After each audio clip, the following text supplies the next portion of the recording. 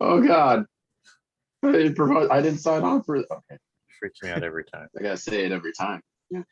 So as I'm getting my cup of ice water, I hear Tino talking to his mom and saying, "Mom, can I get something to eat?" She said, "Go get whatever you want." And he's like, "Okay." So I'm waiting for this big ass cup right here to get filled with ice. I'm minding my own damn business, trying to hurry up. Like, I got to get back before we start recording. He asked for a spoon. I just hand it to him, not even really paying attention. As I'm finishing up getting this cup of water, Tino is in the Nutella jar, taking the biggest scoop with the biggest spoon that I've given him and just shoving it in his mouth. And I'm like, okay, that's cool. Maybe he's done. No. He goes again. Scoop number 2, just shoving it in his mouth. And he's like going. He's like dedicated to finish his jar. And I'm like halfway tempted just to let him. A life lesson. Yeah. Anyways. I mean, he's living his best life. I'm not gonna lie, I've done that shit with like grape jelly, and as a 260-pound man, it's done its job. The jelly or you?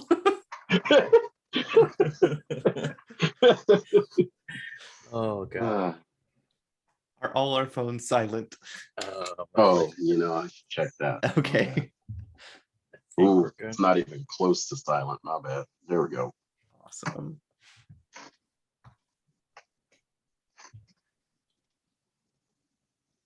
My fans like my fan. It's so fancy. Oh, ho, ho, ho. And that's the type of comedy you can get from the most mediocre podcast.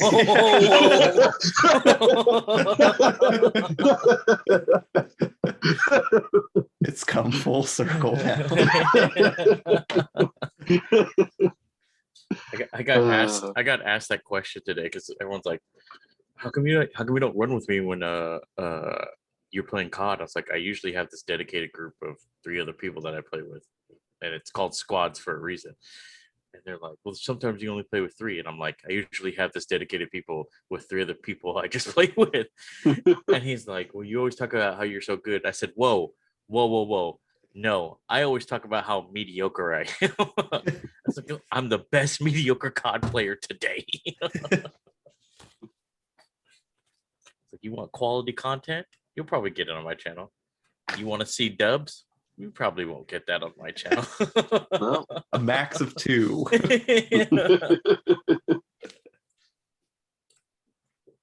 let me turn off this air condition on. You get your sounds turned off. Make sure we're ready. Everybody do a test.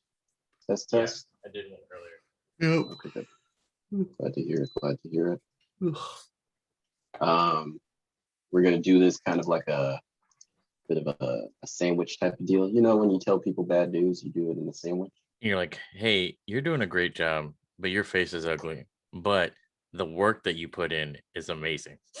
Exactly. That's how I'm gonna frame the show a bit. I'll do the entertainment releases and then controversy and then blockbusters. Sounds good. This should be fun.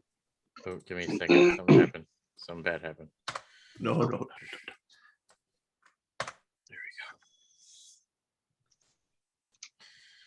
My bad. You said the way that you're gonna put it in, you're doing your topic first, or no? Or are you doing Taylor's and then? Yeah, I'll run my topic first. Like I said, I'm trying to do it like a sandwich. So we're gonna do entertainment releases, kind of higher, not so negative thing, and then controversy, and then we'll go into blockbusters. Got it. That way people aren't just sad. I hope they're sad. I hope they're sad enough to give us a donation on Patreon. I feel so bad for them. The most mediocre podcast in the game today. Oh God. All right. All right. Well, whenever we are ready to roll. You want to do the countdown? Are you doing it on 3 or on go? 3 or go. 3. No, right. Go. Let's do go. All right. Everybody ready? Oh, sorry. I have to fix my screen so I can see everything. Boom. All right. Everybody ready? Yes. 3, 2, 1, go. Hello, everyone. Good morning, good afternoon, good evening, because it doesn't matter when you listen, Taylor. Welcome to the Tripolar Opinion Podcast. This is your host for today. My name is Mr. Albert Delgado. With me, I have my co-host, Mr. Taylor Hardy. Hello, everyone. That's right, Taylor gets to go first. And Mr. David Maggard. Can I get a, oh yeah? None of us are going to do it, so you have to do it at home. Thank you for joining us for today's episode. For today's episode, we got some fun things planned for you, and by fun things, it gets a little controversial today. We got a little bit of discussion about some of the wonderful pieces of entertainment coming out this month of August, followed by some discussions of lawsuits and scandals galore throughout the entertainment industry, and finishing off with some of our discussion of the best blockbusters we have seen in theaters, and we will get to that fun part. But we gotta go through everything. There's a lot going on in entertainment, so let me start off with a bit more positive type of thing. So we in discussion, we are in a new month, and so every month I like to make sure that you guys are aware of all the wonderful things that are happening in entertainment, so that you don't miss out on them. I've decided to shorten the list a bit more for those of you who have heard it before. I go through a lot. I'm just going to say one from each piece of entertainment. Starting with movies, obviously everyone knows the biggest movie that's coming out in August. It's the Paw Patrol movie. Everyone's super excited for the Paw Patrol movie. No, but honestly, it's Suicide Squad. The new Suicide Squad directed by James Gunn. Those of you who have watched Guardians of the Galaxy, you will love Suicide Squad. Probably. I don't know. I haven't seen it yet. But when it does come out this coming weekend, what is it? Technically, it would be the 6th. You could watch it on the 5th if you go to like a midnight showing or whatever. But it will be coming out in theaters. If you're afraid to go to the theaters, and I fully understand the Delta variant's kind of scary, it'll also be coming out on HBO Max for free, or, for the cost of the subscription you already pay if you have HBO Max. You could check it out. It looks like a lot of fun. It's got John Cena, and that by itself should be enough. But if you need more, Idris Elba, Margot Robbie, who else do we got? We got what's his name? Pete Davidson's in it. Viola Davis is in it. Sylvester Stallone voices a man shark type of thing. Like it's all gold. It's all gold. So be sure to check that out. In terms of TV, what we got coming out in the television side of things, we got a few things coming out all across the wonderful world of television. You've got, Netflix, Amazon, whatever streaming service you like to watch. But probably the one that interests me the most, or that's my favorite to look at, is the final season of Brooklyn Nine-Nine. I don't know if Nine-Nine. I don't know if you folks have watched Brooklyn Nine-Nine. If you haven't, watch it. It's hilarious. It somewhat fills that office-shaped hole in your heart, which is saying something. Or Parks and Rec-shaped hole, if that was your thing. Whatever the case might be. It's from a similar group of people, or I think some of the same people who did those shows. So it's a very similar type of comedy, but cop related. And it's great. It's hilarious to watch, and I'm sad that it's on its final season. But all good things got to come to an end. Better to do it now than to do an Office and get worse and worse. Sorry, Office. I don't mean to dunk on you that much, but you should have ended. You should have ended with Michael left. Anyway, that's coming out this August. The premiere is on August 13th on. It's on NBC, Fox. I don't know, because I just watch it on Hulu. Who watches regular TV anymore? But yeah, like I said, it's way too August expensive. 13th. Mm-hmm. Yeah, exactly. August 13th, the premiere. It'll be on Hulu the next day, so check it out. And make sure to watch the rest of the show so that you can enjoy the wonderfulness that is Brooklyn Nine-Nine. And then going into the video game side of things, the biggest drop is obviously Madden 22. Football season's back, baby. No, if you're a Madden fan, obviously Madden 22 is the biggest thing. The thing that interests me most, though, is a game that popped out. It's actually now available as we are recording this. What is this, the 4th? As we are recording this, it is the free game of the month for PS Plus. It is called, Hunter's Arena Legends. It's the newest of the wonderful genre that is Battle Royale games. It's a 30-player PvP and PvE combat type of deal where you get to control a character, and it's more like hand-to-hand combat, hack and slash type of deal rather than shooter. So in that way, it's already different. And from what they're saying, the fighting style of when you fight against other folks is very martial arty.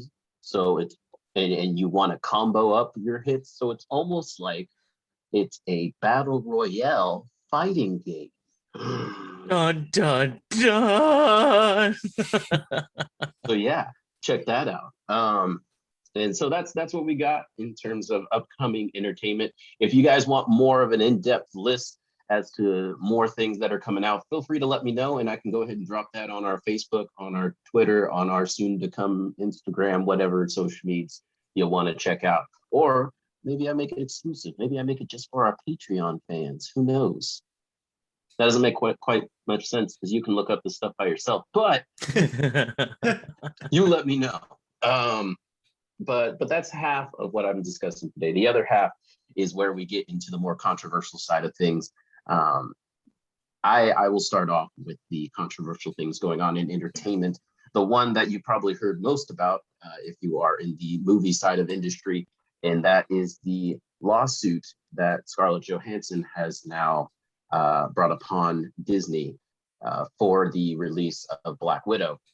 And it's an interesting discussion. For anyone who's listened to past episodes, you obviously have heard me rant and rave about how movies are being released nowadays. And so this brings up another topic of that discussion. With the release of Black Widow, it released both in theaters and in Disney Plus's wonderful little premiere access, which is, cool and all, I guess. It's almost like you get to watch the movie, but when compared to like HBO Max, it's not a great deal. But compared to the theaters is a better deal. I don't know. It exists, and it's a chance for you to watch these good movies at home. However, obviously, what ended up happening, from what I understand, is that Scarlett Johansson's contract was largely dependent on how much the movie made. Like, she got a portion of the profits. And because it released on Disney Plus, premium access, whatever, she didn't see as much of a, profit as she would have if it went purely to theaters. And so that's brought up that lawsuit saying that she lost out on quite a lot of money, from what I hear, 7-figure worth of money.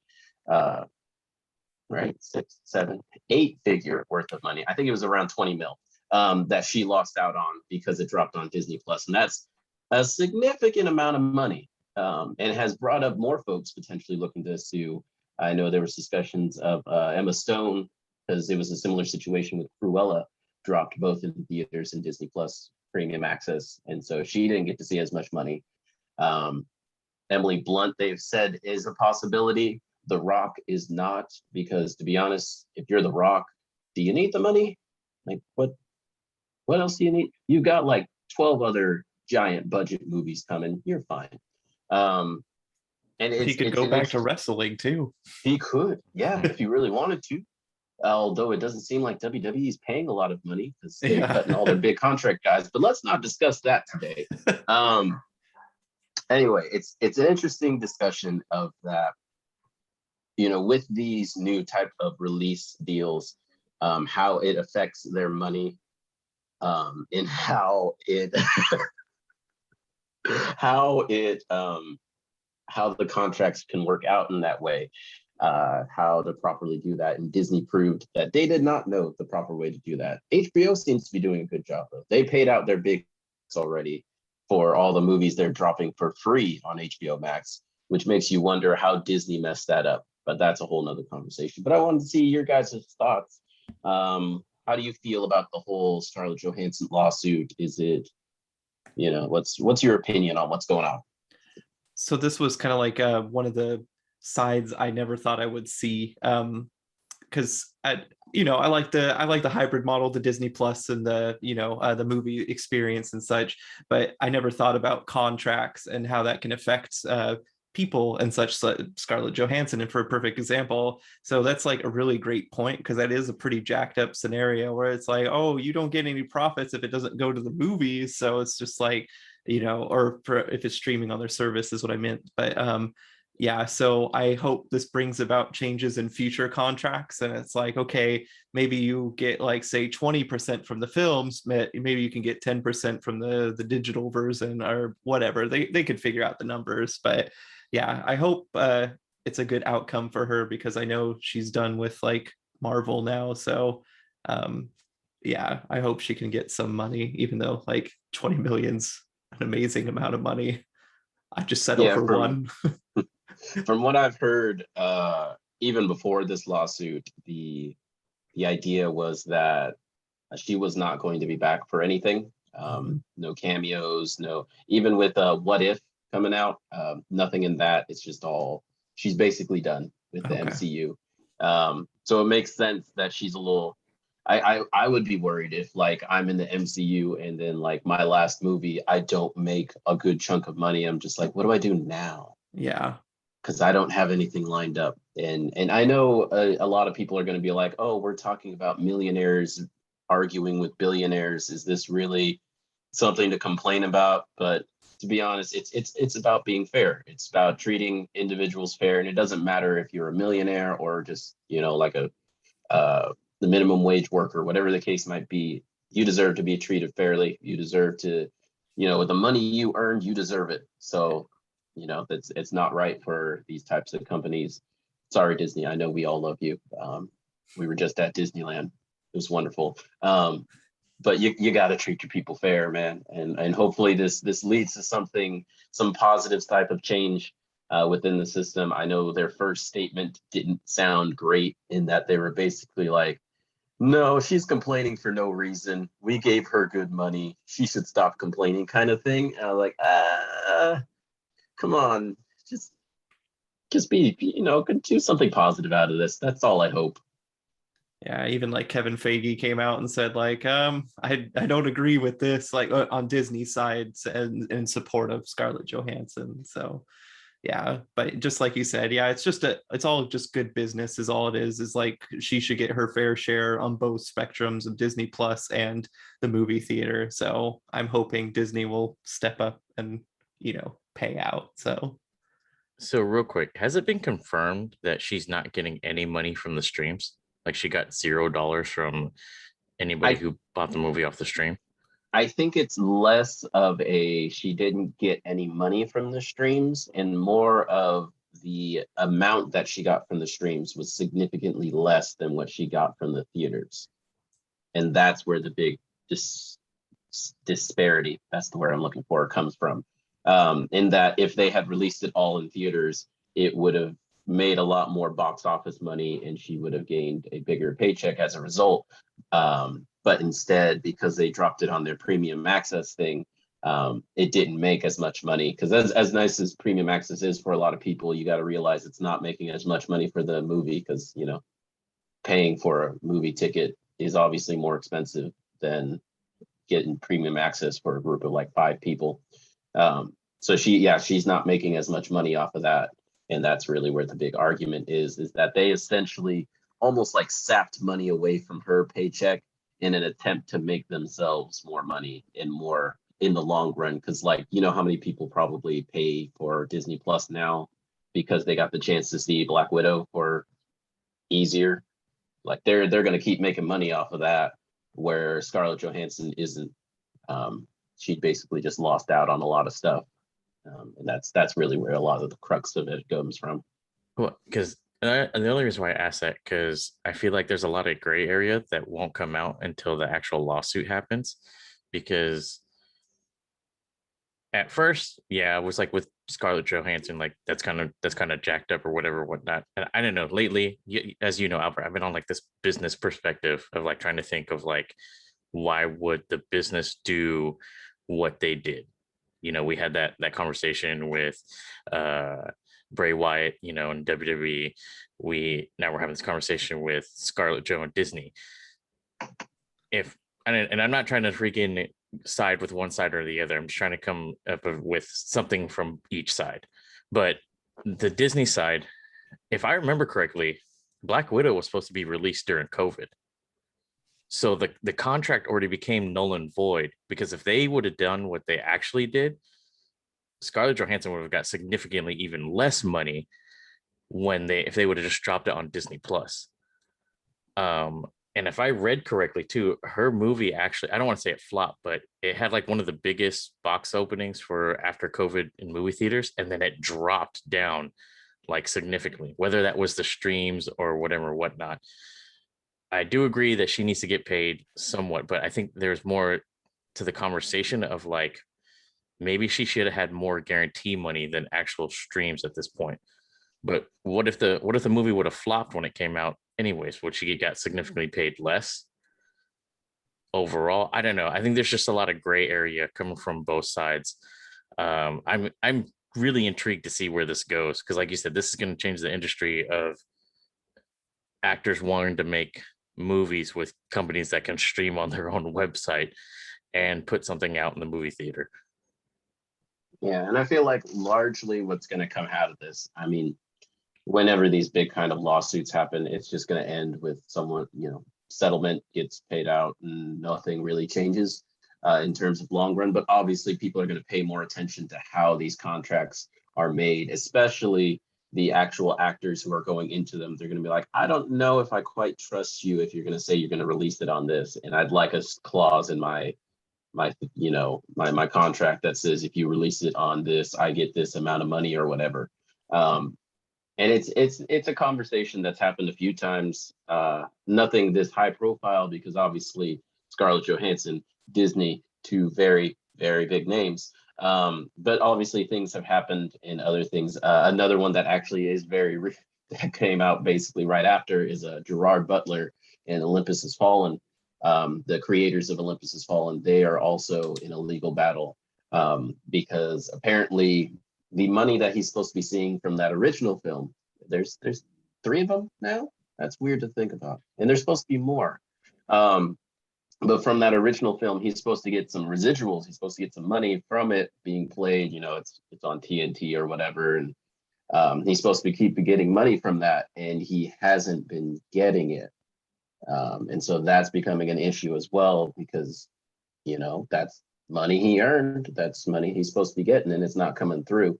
And obviously that's not as high profile as, you know, Disney, but, you know, it's a thing that's happening across the industry, especially with streaming services becoming such a prominent thing where like movies are being made to be brought out in theaters, and then all of a sudden they're like, no, we're just going to drop it on Netflix, or we're going to sell it to Hulu. You know, Amazon can do a video on demand thing, just do it there. And it's going to be an interesting conversation, especially because this just brings it really forward into the light of like even the biggest companies in the world can, you know, they can make mistakes when it comes to these types of decisions. And it's been a tough year for entertainment in general, but it's like, you got to make sure to look out for everybody as best you can. I think Kevin Feige coming out and supporting Scarlett Johansson is a big thing, because I don't want to disparage anybody, but I haven't heard any of her co-stars from the rest of the Avengers come out and say anything. So that's an interesting little thing. Even the ones that aren't around to, you know, lose money from the MCU, Robert Downey Jr., Chris Evans, nothing. So that's an interesting thing to see. And it's I don't want to like obviously put the burden on them that they have to say something, but it's something that needs to be discussed, whether it's just by random folks on a podcast or by some of the biggest stars in Hollywood, whatever the case might be. It should be a discussion that needs to be had. Yeah, to that point, I know like people or you guys were asking about like why is The Rock hadn't said anything because Emily Blunt's on the fence about going either way or whatever. Not The Rock actually still has his fingers in Disneyland right now as we speak. I know he's doing that documentary series, I think, about all the rides in Disneyland, and I think he's working on another project that hasn't been fully said out loud what he's doing, but like he's still exclusively working with Disney, and I think he's not trying to break that relationship right now either. So I don't know. It's Right. interesting where this is going to go to. How many actors do you think currently right now, after Scarlett Johansson put that lawsuit out, was like, hey, let me call my agent to see how I'm getting paid off of streams? Or do you Oh, think a they lot. just like they just forgot? Yeah. They might have forgot. I don't know. That's the agent's job, and if the agent didn't do it right, how are they supposed to fix it? I don't know. I feel like it may have been something that's happened many times where movie gets dumped on like Netflix, and then there's just nothing the actor can do because they just lost money. And what are you going to do? Sue? It's going to lead to nothing.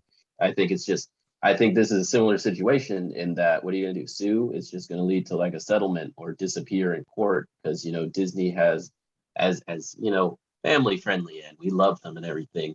I'm sure they have an elite team of shark lawyers that are going to bury her until she accepts in a settlement and just kind of makes this whole thing disappear. But it is a big deal that she has said something and she's done something to bring this to light, that this is happening. And that's really all it is. It's a discussion to be had and something to keep an eye on, that people are still being treated right when it comes to these types of decisions. Crazy. Yeah. Mm-hmm. Isn't that this fun little controversial topic that we got to dive into there?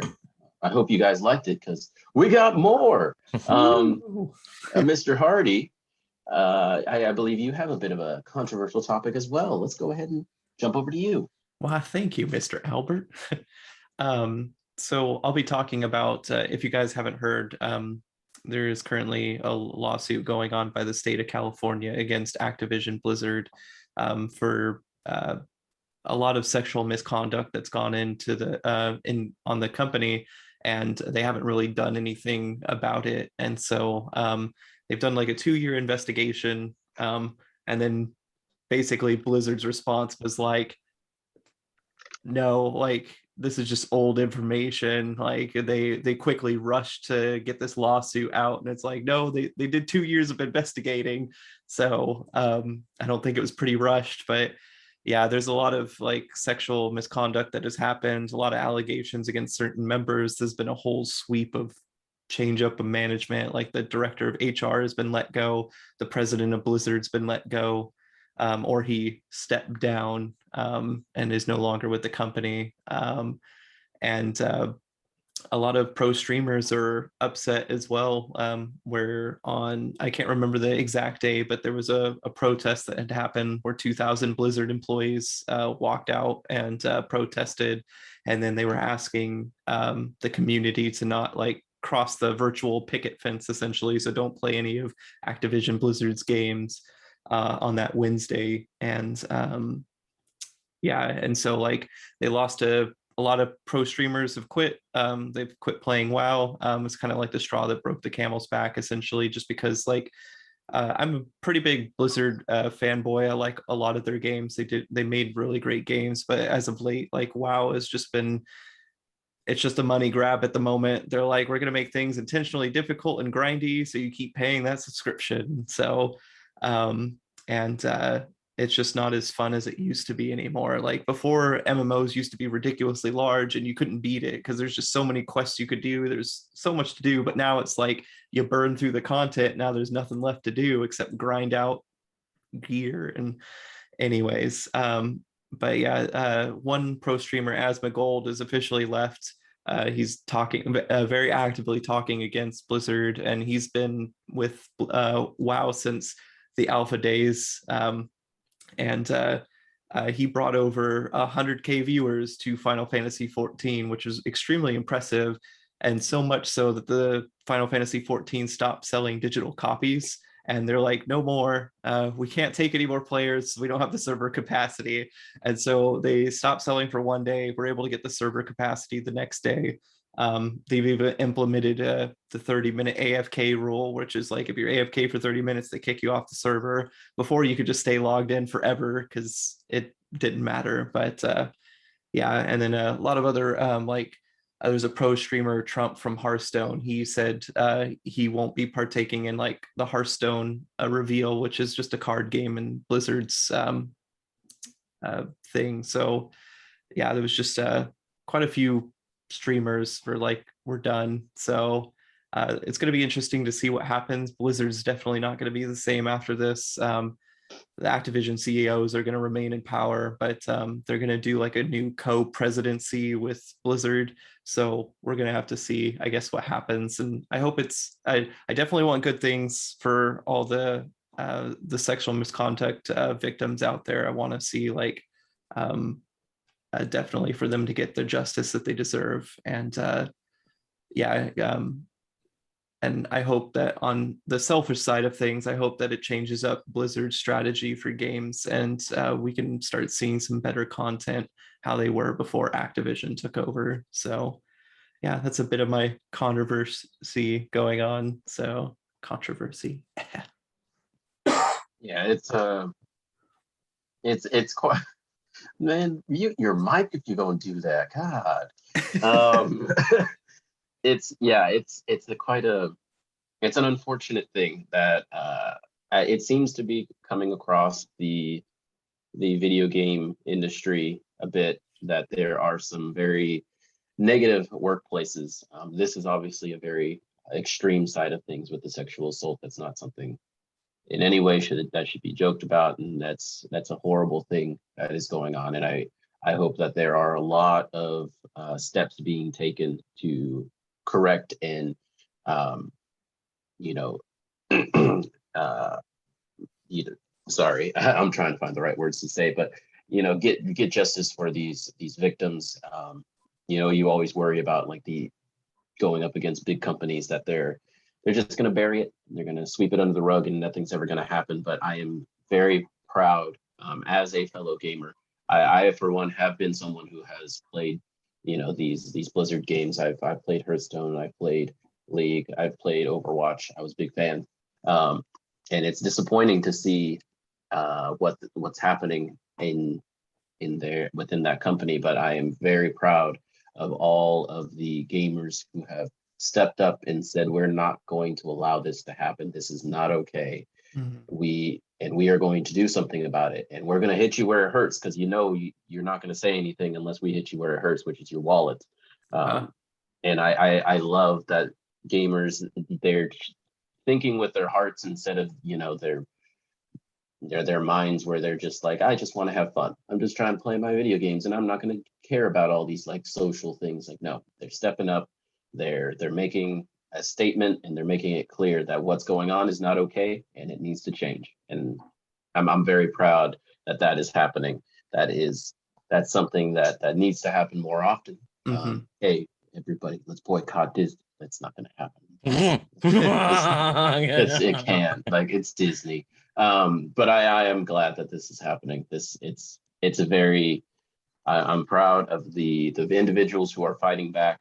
And I hope all the best for the victims of this, this type of work environment. I hope that, they not only get the justice that they seek, but the help that they need, so that they can continue to thrive in their lives. And hopefully, some other video game company will bring them in, and they'll be able to continue doing the thing that they love. Because I mean, video games, anybody that gets into making video games or being part of a video game company, they're not doing it for money. They're doing it because they have a passion for this, and they love video games, and they love what they do. And so I hope that, that passion's still there, and they get to go ahead and continue to work on that passion somewhere else. Yeah. It's crazy to see not just the video game industry, but us as people change, because Blizzard has been on top for how long? I mean, a long time. Like golden 90s was like they had StarCraft, Warcraft 2 and 3, and yeah. So it's, I mean, you've slowly seen it through the video game industry of the direction of where things are going. Like obviously, what's that game? Overwatch, not Overwatch, Apex. Mhm. Like Gibraltar. That character is I think he's bisexual. I think when they first came out, they're like, oh yeah, he's a bisexual character, or he might be. I know the tank in that game was gay. Yeah, They did Gibraltar. announce. Yeah, Okay, that's Gibraltar. Gibraltar. He's Yeah, gay they. and Pacific Islander, so that's Mhm. cool Yeah, representation so too. Yeah. you know, like they're not. The video game industry is trying not to, or they're trying to be more diverse, I should say. You know, they're bringing all these type of people in because one, it's smarter on their part because now their money's going to everybody, or they're getting money from everybody, and two, it's showing like great support within the community. Like it doesn't matter if you're non-binary, if you're straight, if you're heterosexual, if you're gay, you're lesbian, whatever, whatnot. Like we're here to play games, but we're also here to support you as well. So no one would have thought like something like this would happen. I'm guessing Blizzard, that the president didn't think it was going to happen to him. That's why he kept doing these type of things until finally, I think it was yesterday, it was announced that he stepped down. Yeah. So no, it's there's a little bit of light to this darkness, as you can see. Like people are getting their just desserts. Things are coming. This kind of goes back to our last podcast when I was like, everyone needs to be humbled at least once. And this is going to those people. Remember, I said, like, if you're not doing your job properly, something needs to happen. Yeah. You can be the hardest worker, but still be a dick. It's coming back now. So Mhm. Yeah, and for those of you listening, we don't want to make it seem like the entertainment industry is bad and you should be careful of everything that's going on. There is good going on throughout all of it. It's like David was saying, there is so much inclusivity that's going on in video games. They are bringing up so much representation. They are bringing in members of the industry that are representative of all different people, of all different creeds and backgrounds. And video game stories are including all of these as well. I mean, some of the biggest games include, like you mentioned, Apex. There's Last of Us Part 2 came out. Their main character was lesbian. And it's great representation. It's great to see these things. So for those of you who might be listening who aren't like in depth in the video game industry, we're not saying that all parts of the video game industry are bad. There is a lot of good going on in there. And I think this is also an example of everyone in the video game community. They will stand up for those who are being mistreated, and they will stand up for everyone within the community. The video gamers, they're a very tight-knit community. They will stand up for each other. They will defend each other. Because who else is going to do it? But that's one thing I love about the video game community is that we're all supporters of each other, no matter what type of games that you play. We may like talk shit about Xbox is trash, PS5 ain't shit, PC's the best, whatever. But in the end, we're all gamers and we're all in this together. High School Musical. And it's a great community to be a part of. But we'll go ahead and move on.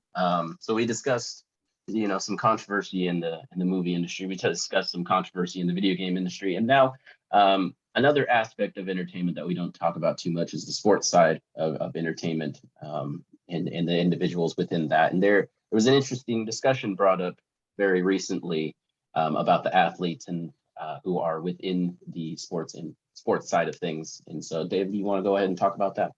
Yeah. So if you've been living under a rock, okay, the Olympics have been on. We've been watching it for the last couple of weeks now. Also, the FIFA Cup or the World Cup, Gold Cup, Silver Cup, one of the cups is also being played right now. Or actually, I think that just finished up. Either way. Anyways, Olympics are on. If you're from America, like us, obviously we're going for Americans and whatever our heritage is. So like, I'm 2% Brazilian, so I'm always going for like Brazilians as well. Oh, you're like 4/15 Brazilian, is that? Yeah, That's the type of fraction we're going with here. yeah, it's probably like my ankle or something. I don't know. The big calf or the little calf? It's the little calf, definitely. The big calf I get from the Filipino side. So no, but obviously, you know, you want the best for your country or whatever, whatnot. And basically, if you know the name Simone Biles, you know she's probably one of the best Olympic gymnasts out there, period. You know, she's connected to names with Olympic names like, you know, Usain Bolt, like he's the best sprinter, or, you know, like Michael Phelps, he's the best swimmer. You know, when you get into a high tier of something like multiple gold medals or multiple medals, period, you know, it sends shockwaves down your spine knowing that you have to go up against the best when you're in the Olympics. Yeah, let me, if I may, real quick. When it comes to Simone Biles, it goes beyond just like being the best. She's literally doing shit that no one else is capable of doing. Like pulling off moves that people are like legitimately. There's a move that she does. I forget what it is, but they had to lower the score for that particular move to make other gymnasts not try it, because it could potentially seriously harm you. I think they were saying like if a male gymnast did it, they would not be able to like get up after they completed it. Like it was impossible. And she is doing this on a consistent basis. Like it's not even that she's the best in the world for the last few years. She is literally changing gymnastics. She is beyond good. She is the just absolute top of her game. No one can even touch her type of thing. Just so that you guys can get a frame of reference of how important she is, not only to just like gymnastics, but just to like athletics in general, just in sports in general. And All right, then go ahead. Thank you for that, because that's going to lead into basically what I was getting into.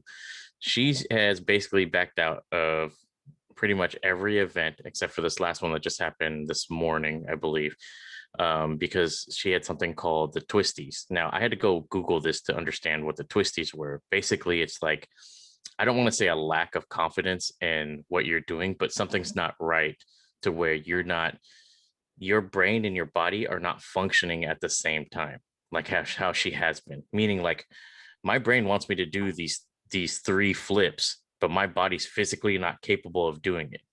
So people have been saying what you will, like, oh, she doesn't believe in America, or I don't want to say believe in America, but she's not doing this because if any other Olympic athlete would be on there, they'd be risking their lives or whatever, whatnot, to be on the stage to represent us.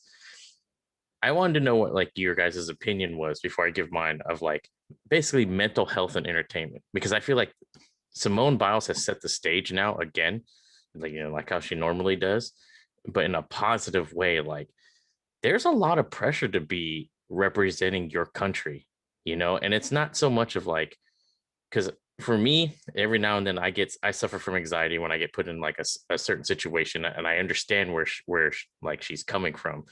But if your body's physically telling you you can't do something, but you're like, you know, you keep trying to push yourself, like, is it worth the risk of your own, not just mental health, but like, you know, the health of the rest of you know, your life, you know? I don't know. I wanted to know your guys' opinion on this. I think she is taking an excellent step in making it clear that you need to put your own mental health first. And I know everyone wants to make this argument that you know, you're out there, you're representing you know, your country, you're representing the people of America, and you know, not all of us have these mental health problems. You should be stronger than that. It's like, no, there's a lot of us that have that. This is bringing to light that, and it's not just about you know, representing your country. It's about being safe both for you, for yourself, and she's also looking out for her team. Everyone seems to be seeing this as such a selfish thing that she's doing. And for one, she has the right to be selfish. Go ahead, step away, be selfish. If you're looking out for yourself, do it. But not only that, but she's also looking out for her team in this. Because like you said, there's something going on that she physically cannot do as well as she possibly can. And even in that fact, she is admitting, like, I cannot do this right now. And I need someone else to step in. I need to step away. And in that, she is honestly doing the best thing for America. If you want to look at it that way, she is stepping away because she knows that she's not going to perform at the level that she's normally capable of. And she needs to step away. Or otherwise, she's not only going to hurt herself, she's going to hurt her team. She's going to hurt America, if you want to put it that way. So she's making the best decision for everyone, but most importantly for herself. And I think this is what really the conversation that got brought up is how we kind of make athletes out to be, you have to be strong, both physically, all athletes are strong physically pretty much, but that you have to be equally as strong mentally if you're going to be at this stage. And it's not that easy. Some folks, it's very mentally taxing to go through these things. And it goes into all sports. I mean, David, you and me we're football fans, and we will talk shit about a football player that don't perform when the lights come on.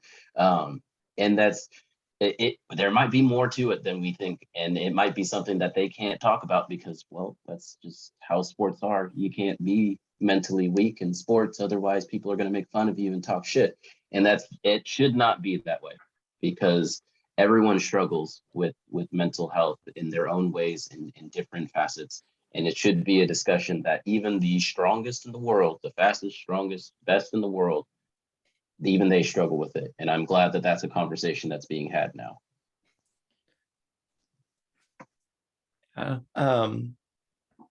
Yeah, because like basically you only have just this one life on the planet, and so like for her to take that courage to step away, like I need me time essentially, or I'm not doing okay, is totally acceptable. Because again, at the end of the day, yes, the Olympics is a really big deal, but you just have that one life. And so like being able to take that time, that mental break for yourself, knowing things aren't okay right now, I need someone else to step in, totally okay. I'm glad she did it, and it's extremely important to do on such a big stage like that. So like letting others know that mental health is okay, to announce that you're not doing okay and it's not something to be ashamed of. Because like we do have our weekdays. There's days like I've had it before where I haven't had a good day, and it's like I just need a break to recharge my mental batteries, and I'll come back at it and be 100%. So I'm glad she did what she did, and I feel bad for like people that have been attacking her, like the Texas Deputy Attorney General, like Aaron Ritz, was like saying she's a national embarrassment. I'm like, okay, so you're committing cyberbullying right now. Congrats, first off, and you're Attorney General. And secondly, like it's okay to not have, a good mental day. So but yeah, it's really unfortunate to see some of the responses that people have been attacking her, saying like, oh, she's weak, blah blah blah. And it's like, no, get over yourself. So yeah, those are my thoughts on it. Yeah, see, the bad part is that this has been happening for a while, and we take sports or entertainment, these people for granted. We're like, hey, we're giving you money or we're giving you viewership, so you need to be there for us. In the Olympics, you're representing us, but like I'm also paying to watch this, so like I deserve an outcome. I think that's what people forget. Like these are actual human beings. Okay, like for example, this mental health thing and actually went back also to what's the tennis player's name? Okasa? I'm not sure. I think it's Osaka. Naomi, I believe it's Osaka. Yeah, Naomi Osaka. Yeah, Naomi Osaka. So like she took a stance too when she's like, hey, I need to step away for a second. And people made this big deal. Like, why are you so upset? Someone's like crying for help at this point in time and saying, hey, give me a break for a second. Like we've done it before. Look, we all have personal things in our lives. We've pushed back our podcast. I know it's not the greatest thing, but like we've had to push back because of personal issues or whatnot. I'm not saying like I'm going crazy every day and this is like a burden or anything, but like I don't know. There's just some times where people need to take time for themselves, and this is just not in right. People are going to say, "Oh, you're just defending the females too." No, no, no. There's speculation for one of our favorite wrestlers, Keith Lee, saying that and like this is loose, so don't quote me on this, but like the reason why he stepped away from wrestling was partially because of depression. Okay. There's also right now, fantasy footballs are right around the corner, and I've been trying to keep up with certain people. Joe Burrow they're saying he's not mentally ready coming back from his injury.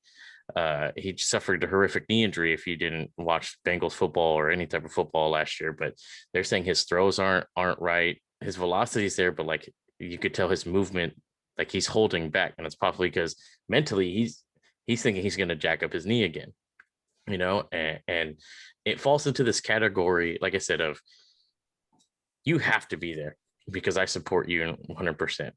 Well, if you support these people, then even when they're not there, you should still be supporting them. I don't know. It kind of made me furious because if everyone was like, I don't say everyone, but there's a couple people who are like, yeah, Simone Biles is a disgrace. I think that dude from like the UK was like, she cost USA a gold medal. She would have cost USA a gold medal if she messed up. Okay. Either or, her stepping out gave us a chance still to win gold, even though I think they said we were a point behind when she decided that we weren't going to she wasn't going to go back in. But let's say she does go back in. Let's say she listens to all the other people's like, oh, well, mental health is just a joke. You need to go out there and go do it. And let's say she messes up her routine. Now we're not in medal contention at all. We're going to get low points or whatever, and then she's still going to get ridiculed for us losing a medal. So I felt like she got put into a situation, I don't want to say pressured, but maybe I don't know, mentally she just had a mental breakdown, and that's what made her second guess her moves, which is okay. People, you're allowed to have a mental breakdown. People have it all the time. I just think when someone does, I don't know, be there, whether it's a regular person, a celebrity, I don't know, your dog. People have mental breakdowns all the time. I don't know. I just thought it was really interesting how the media is handling it, and how certain athletes, like, not to plug in my own favorite basketball team, but Jason Tatum was like super supportive of Simone Biles. Like, people need to back off. But I don't know where this goes. Hopefully it betters. It's more of an understanding, but I feel like some people, as like human beings, it's hard for us to cope with other people's feelings, and that gets involved in their own personal perspective. Hopefully this conversation has opened up some people's minds, and we stop looking at these people not as just entertainers, but actual human beings that are behind the Olympic suit, or behind the jersey, or behind the golf club, whatever, whatnot. We'll see. I guess we'll just see where it happens, where this goes. Yeah. Thank you. Yeah, I'm glad we're having this discussion. It's an important discussion to have, because in entertainment, like you said, David, we look at these stars and these athletes and everything, and we think, they're like, we look at them as gods. We look at them as better than everything else. But they are human, and it's important for us all to remember that. Those of you listening, as entertainment fans, as sports fans, or whatever you might be, we got to remember that these folks are human. And when these types of things happen, if you're a real fan, like we all say that we are, it's important for us to support and to understand that these are people, and that sometimes they need to take a step back, and that's okay. Because the last thing we want is for them to get pushed to a place where there's no coming back. And that's that. It seems like a lot of people, they don't react until that happens. You look at like Robin Williams, you look at Kurt Cobain. You look at Heath Ledger.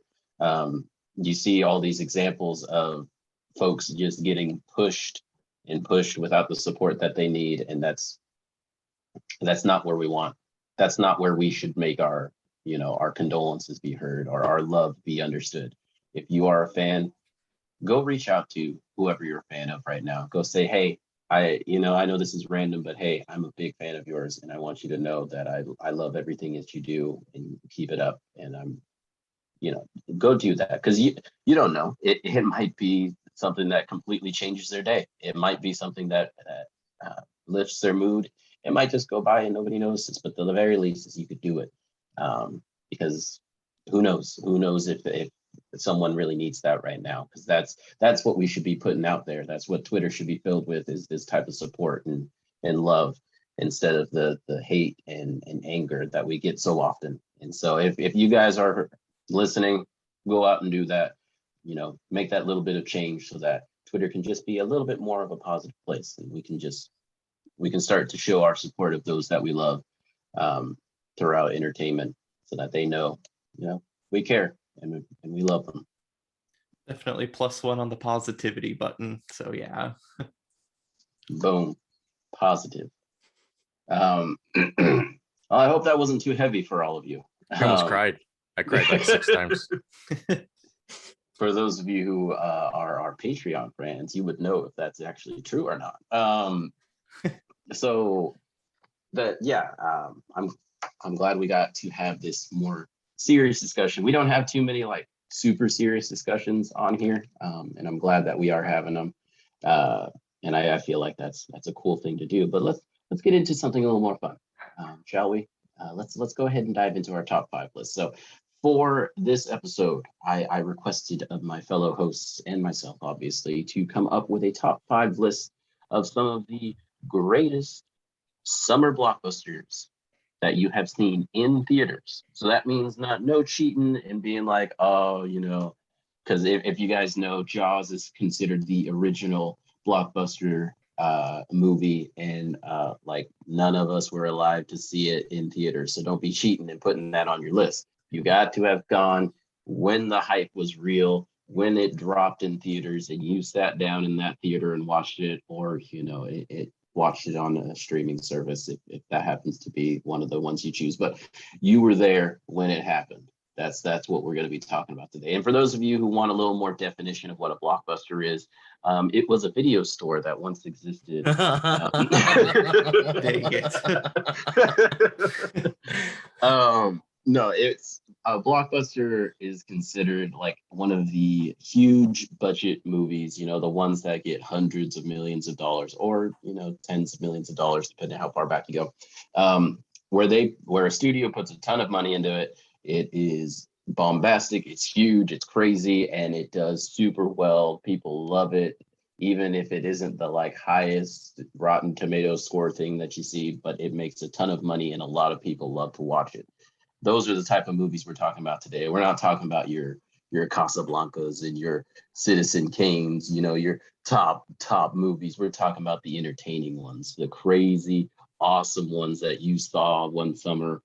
Those are the ones we're talking about today. So we'll go ahead and toss it over to Mr. Taylor. Would you like to get us started with your number 5? Sure. And I rated this in no particular order, so it's just a movie fell on the top 5.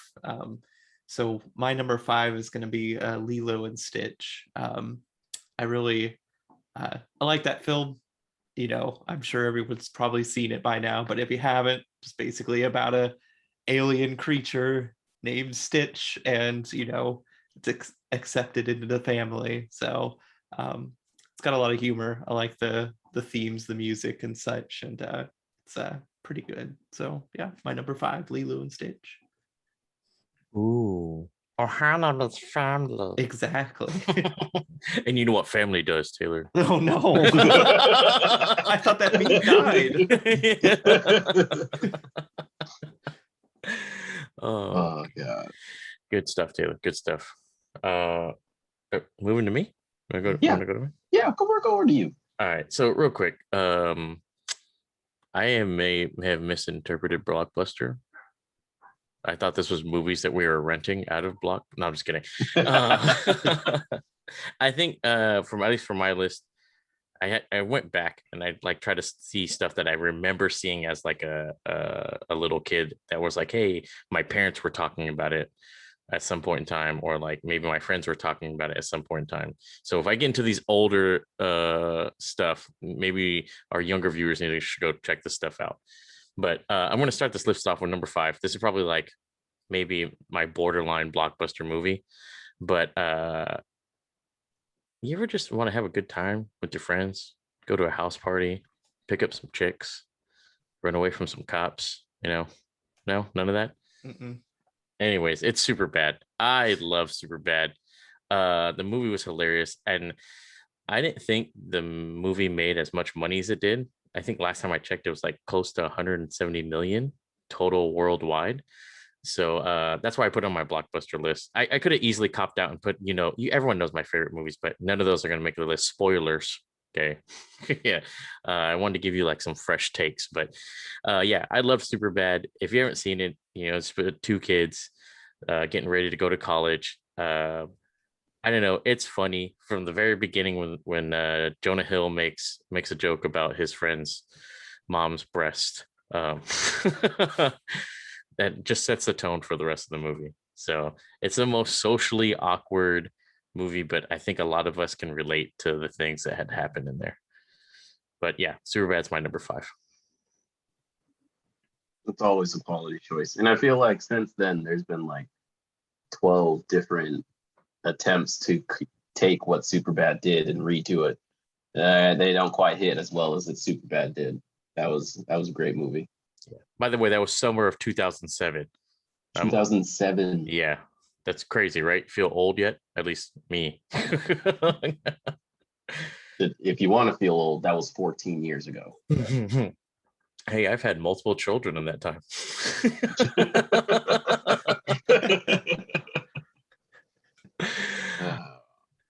Well, moving on to my number 5.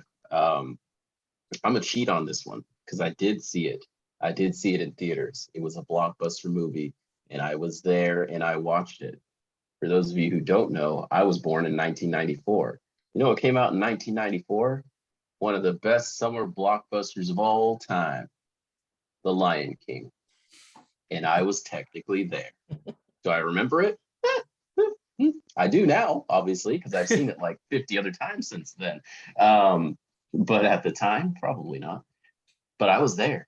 And if my parents' recollection of my attitude towards it is anything, being a less than 1 year old child, I apparently sat through the whole thing without crying, and that's saying something. I just sat there and watched the whole movie. David, your kids are how old now, and they can't even do that anymore. That's insane. No, they couldn't handle the movies that we grew up with. First of all, okay, they want like action packed, Fortnite, jump in, shoot them up. They got to eat something rotten. That's what they're into, like watching weird stuff right now. Like, oh, look at him, he ate a dirty donut. Oh, I'm like, what are you watching? Hey man, I watched Fear Factor. Calm down.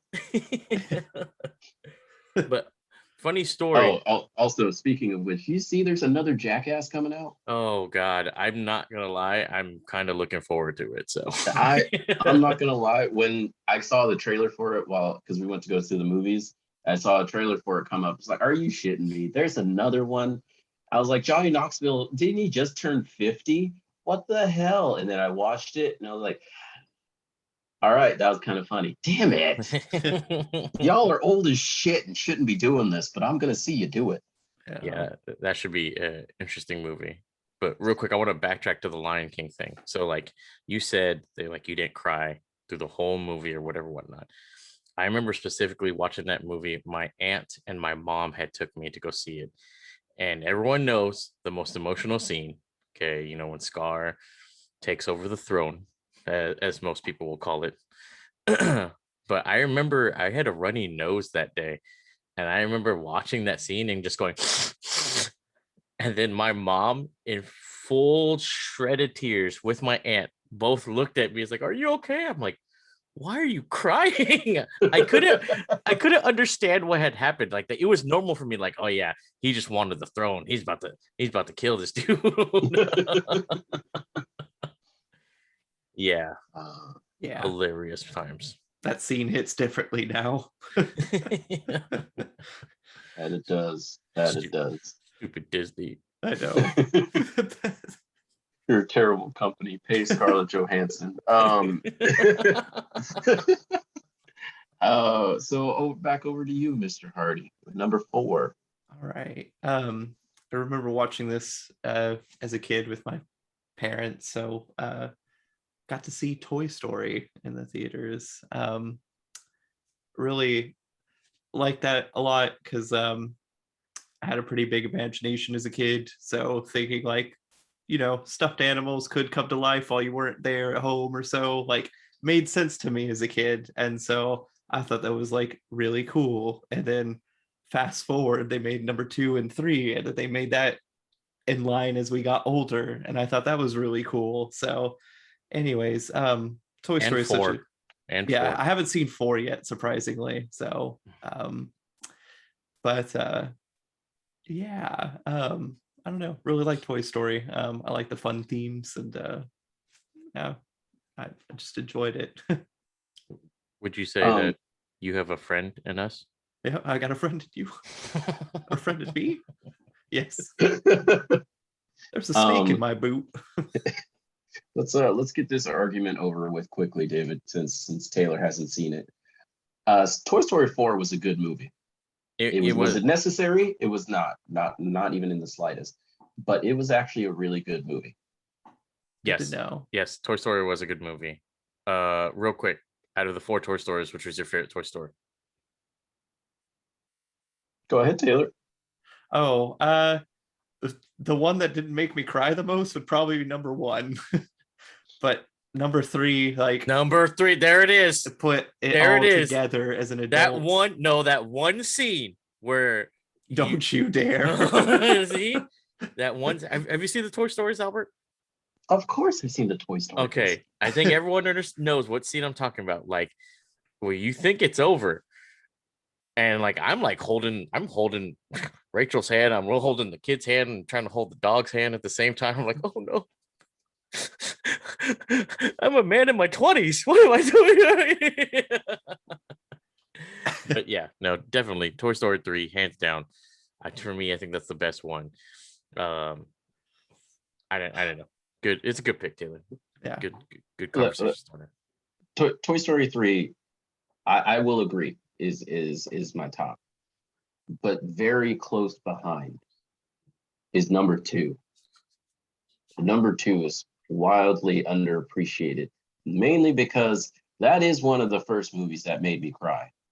And it is just that one scene, just that one just going through Jesse's backstory. And there was no dialogue, there was nothing. There was just that song playing. It was like watching one of those like puppy, like SPC or whatever commercials. Oh, yeah, it was just that, like for a full like 5 minutes. I was like, I didn't come into this movie. I watched Toy Story 1. I didn't come to watch Toy Story 2 to come cry. And here I am. And I don't appreciate it. And that's I feel like that's why Toy Story 2 will always be up there as well, is because that moment stuck with me a lot. Especially because I'm like, I've lost a lot of toys in my life. And I can only imagine just thinking about like that Game Boy Color. Yep, like that Game Boy Color. I'm sure Mario Golf that was in it was super sad when they saw me leave it in the bathroom. Why would he leave me? Why am I going home with this random person? No, I think Toy Story 3 didn't hit me as hard just because I hadn't given up on my toys yet. So that part didn't really hit me as hard as I'm sure it did you guys, because y'all probably had given up toys by that time. Or I'm sorry, I'm sure David had given up. Never mind. I've seen your game room. Damn it. We never gave up toys. Why are we crying at Toy Story 3? We never gave them up. It's just a possibility, okay? It's the emotional scene that Andy gets to play with his toys one last time before he gives them away. And I'm just like, oh, God. Taylor, we could still go play with our toys. We still have them. I do. They're in tubs. We went the direction of Andy putting his toys in the attic instead of giving them to another child. Yeah. So now they're up there alone, and now I just feel emotional. My choice are always the load because they're still in their original packaging. So See, you're the villain of Toy Story 2. That's what you are. He's a fat guy too and bald. Son of a bitch. Anyways, so we'll get into my number 4. My number 4, I didn't know what I was sitting in at the time. Actually, most of these movies, I'm starting to think my parents just took me to the movie theaters, like, hey, sit down, we're gonna watch this. I didn't really have a say in like what movies I was gonna watch, I guess. But anyways, it can only be described in one saying, and that's please help. I'm sorry, sweetie. I got too many points on my license. But please help. You know what that's from? It's The Fifth Element. I loved that movie. I didn't understand what I was getting into. It was futuristic for at least my point in time. Like, oh man, this is quite interesting. You know, these stones and stuff like that. My favorite scene is when they go to the rap opera, and she's like,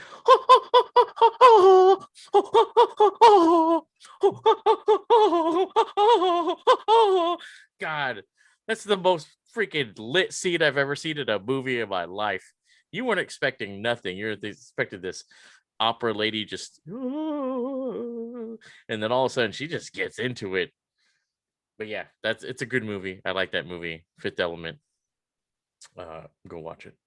That was, by the way, in 1997. So if anything is going to convince you to join our Patreon, it is that you will get to see this Mr. David performing whatever the fuck that just was.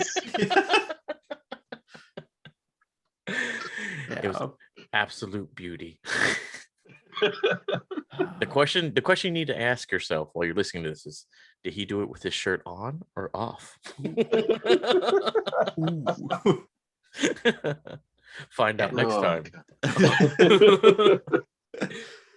That is a really great film.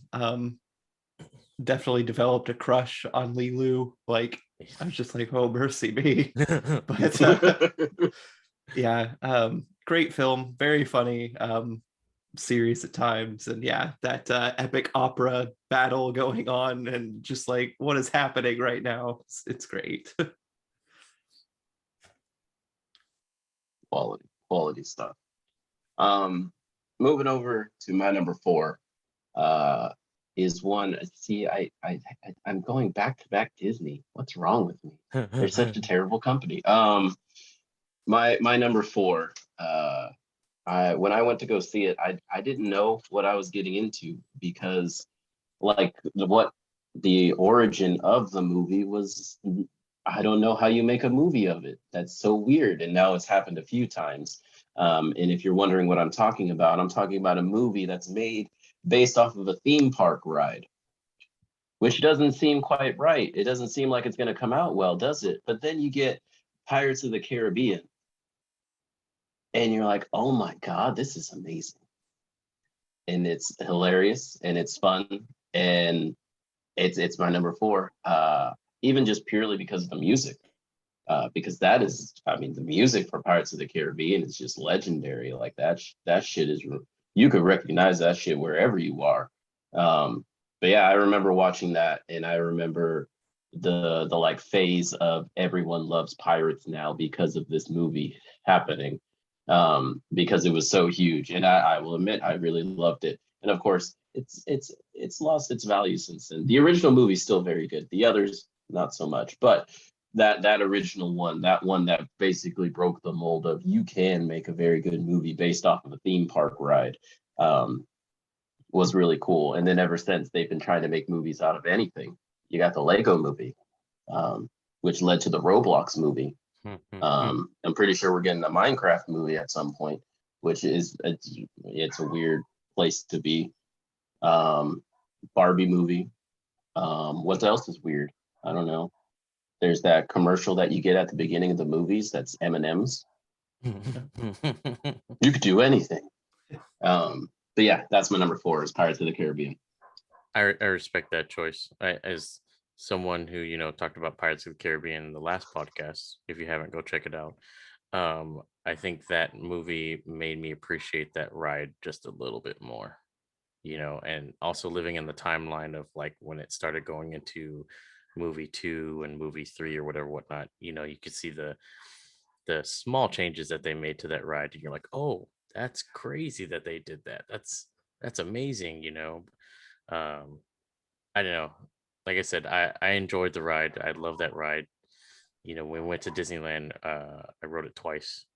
By the way, if you're going to Disneyland, my suggestion to you is if you want to get on Pirates of the Caribbean, end of the day, you can ride that ride multiple times and probably not get out of the boat because everyone else is trying to do something else. Do it at closing. Hold that ride off to the end.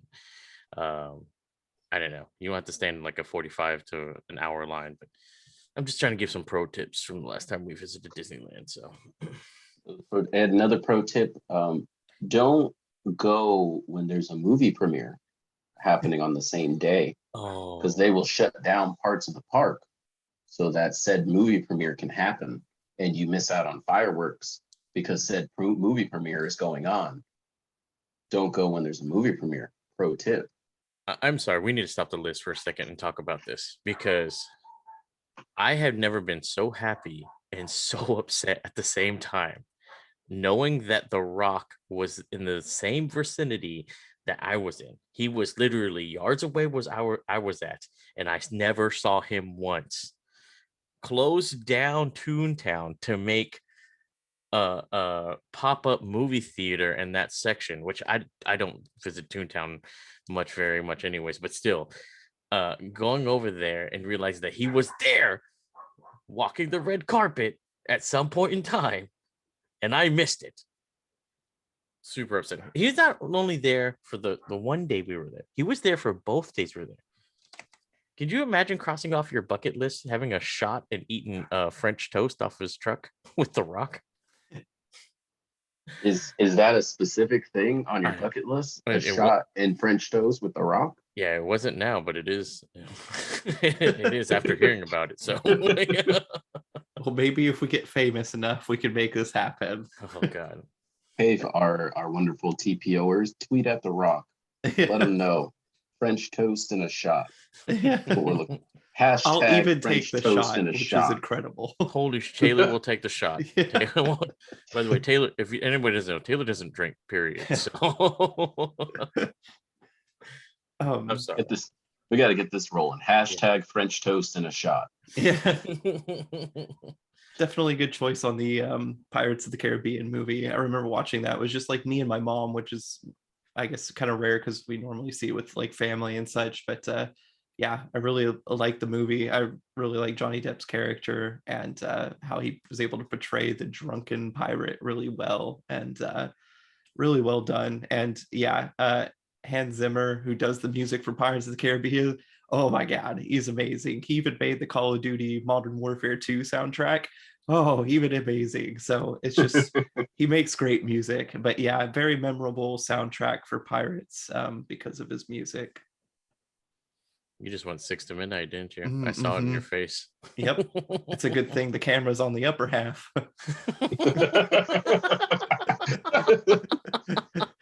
How dare you, Taylor? We need to sell Patreon, man. Oh man, But you gotta pay for those pics.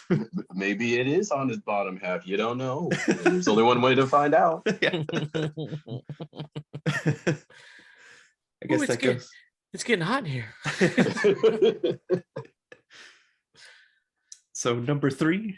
Ooh, I like it. 3. I like it, Taylor. My number 3 is going to be the movie Inside Out.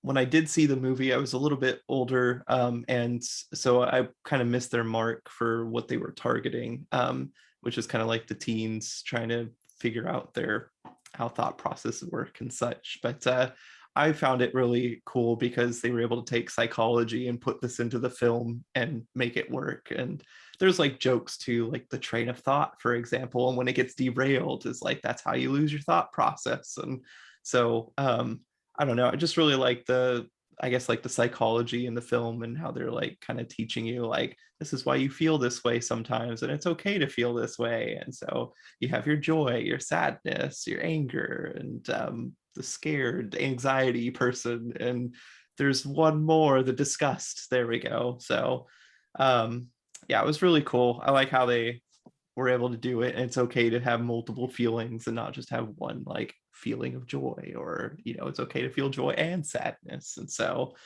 anyways, really great film. That is my number 3. Yeah, I like it. that's very good. Pixar has always been very good. I really enjoy the looking at the evolution of Pixar and how it started of just like, what if toys were alive, or what if cars had their own world? It's trying to transition to what if we could look at our emotions and what happens when we die? Like someone's getting really high over at Pixar. Like it has gotten progressively like really existential shit nowadays. Like Soul was really existential. Like they went to some kind of like not really heaven, not but like purgatory type deal and discussed your soul and what it means to live. And I'm like, God, this is deep. This is a kid's movie and this is deep. I'm not ready for this. And Inside Out was very much on that level where it's like discussing how your emotions work, and it's okay to be happy and sad at the same time and all this stuff. It's like, God, this is some deep shit. What is this? Let's go back to just what if toys could talk? Like that's a lot simpler. Oh, good old Pixar, Mm-hmm. giving us messages every day. Let me see here. That's me, right? We're in number Yeah. 3. Keep up, man. We're on to you. We're number I'm 3. I'm like losing track. It's been a weird day today. Anyways, number 3. So, with this movie, you ever wondered what the world would be like if it was covered in water? The movie is Waterworld. When I first saw that movie, by the way, 1995. Yes, we are kind of backtracking a little bit, but 1995 summer release. Waterworld was a movie about the world being covered in water, and weirdly and oddly enough, a form of currency was sand.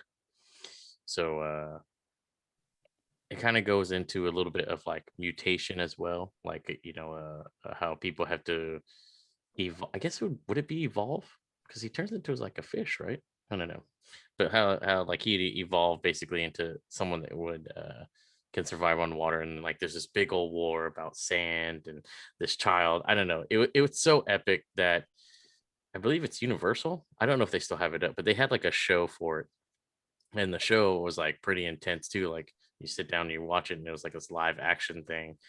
If you ever get a chance, go watch it. It I don't do it justice by explaining it, but Waterworld to me was like a really good movie and had a whole bunch of like what if situations.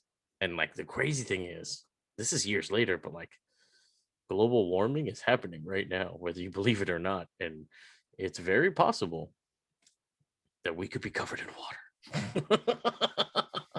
Dun dun dun.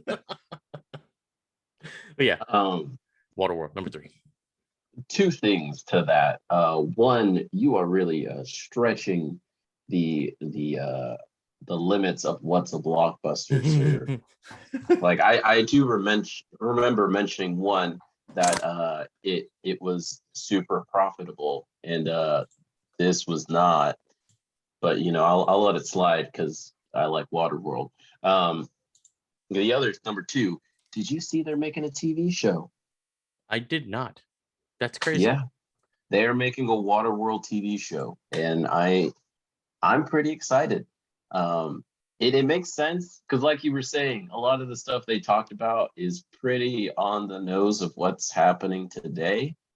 So like I could see how it works very easily, like discussing global warming and shit. Like that's very easily done. And it's just I'm really curious what they could do with like much better special effects nowadays with Waterworld. I feel like it could be really cool. I guess only time will tell. I guess so. Moving on to my number three. Speaking of sand, because you talked about sand. Sand's a nice little currency that you could use there. Movie I'm choosing had a lot of sand.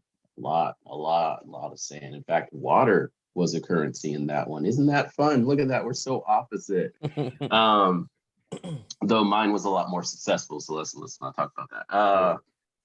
They didn't make a show out of it in Universal Studios. That's fair. Mine is Mad Max Fury Road. For the when I went to go see it, I thought it looked kind of cool. I thought it could be a fun little movie to check out because summer blockbuster. That's all you're looking for. And then I watched it, and I was like, oh my god, this is awesome. This is beautifully shot. This is holy shit the whole way through, and just it's an awesome movie to watch. And if you haven't seen it, go check it out. I know it is a bit like weird in terms of its premise. Weird, it's another post-apocalyptic thing, and like Mad Max doesn't really talk, and he's almost like not even the main character of the movie, which is kind of weird. But at the same time, it's a very well done movie. Go check it out. It's really good. This actually made my short list. Someone who will back up Mad Max. As a fan of the original Mad Max and of that whole genre of post-apocalyptic, like you guys know, like I have a few games based on post-apocalyptic. We just played one not too long ago, Ruination, which is basically like the Eurasia of Mad Max. Anyways, getting off topic. No, that movie was great. Even getting your sister to watch it with me, I don't think she had high expectations. She only wanted to watch it because of Tom Hardy. And then realizing that it's actually a decent movie, I don't know. I really like the movie. Like you said, it's very well produced. And I think it did it justice to the original Mad Max with Mel Gibson in it. So I wouldn't mind seeing another one. From my understanding, they're working on a spin-off, prequel, spinquel. Where I love when we make words on the show. Yeah, it's so good. I guess it's a Furiosa, who Charlize Theron played in Fury Road. It's her character, but like pre-Fury Road, so it's been pre whatever you want to call it. So that's coming out, and that could be really good. It's got a what's her face, Anya Taylor-Joy, the Queen's Gambit. She's Jodie playing Foster. Jodie Foster. Yeah, sure. That's so it's got some cool talent in there, and I like I said, I really enjoyed Mad Max Fury Road. So hopefully they do a very good job with her, because honestly, Furiosa was a really good character, and I think there's an interesting story to tell there. And Anya Taylor-Joy is a really good actress, so it has the makings to be very good. Let's hope so. So then a question for you both, because I haven't seen the Mad Max film, but the Tesla has a Mad Max mode in it. Oh, so, I hate you so much right now. Like, I know for the car's perspective, it makes it where it makes left-hand, right-hand turns a lot more aggressive in traffic conditions. So I guess how does that translate from the film to the car? It doesn't. Your car sucks. Next topic. I'm not 100%. I guess it's just that it's more aggressive. I think, because like the old Mad Max, there's Road Warrior, so it's literally like, your car is almost like, think like a Twisted Metal, almost like that. Oh, and nice. That your car is pretty decked out to like battle other folks and run into each other. So if that's kind of what your Tesla's doing, one, that's dangerous as fuck, and two, that's pretty cool. So Yeah, that's a fucking transformer. That's not a damn car. What the shit? guess that means I'm cooler than you, Mr. Maggard. Nope, never do that again. Wow. Never do that again. Never do that again. Autobots roll out. Oh, god damn it. Anyways, next topic. Let's go. Let's keep it going. Okay. Stupid car. Stupid David.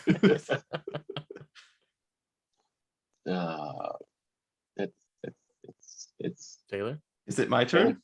yeah. Oh, wait. Oh, We this is talked awkward. about Mad Max for like 10 minutes, man. I guess Or so. someone check how long we did it. I don't know. All right. Well, I guess my number 2 will be It's Just My Beau. And that's my Brave impression. I really like that film a lot. Mostly because it was like a princess that didn't need like a saving or from like a big strong prince essentially, so she just got to go off and do her thing. So I don't know, it was just a great movie about daughter trying to bond with her mom, and yeah, so it's pretty good. I liked it, and it's one of their lesser liked films, so Brave, that is my number 2. I'm gonna need you to do that again.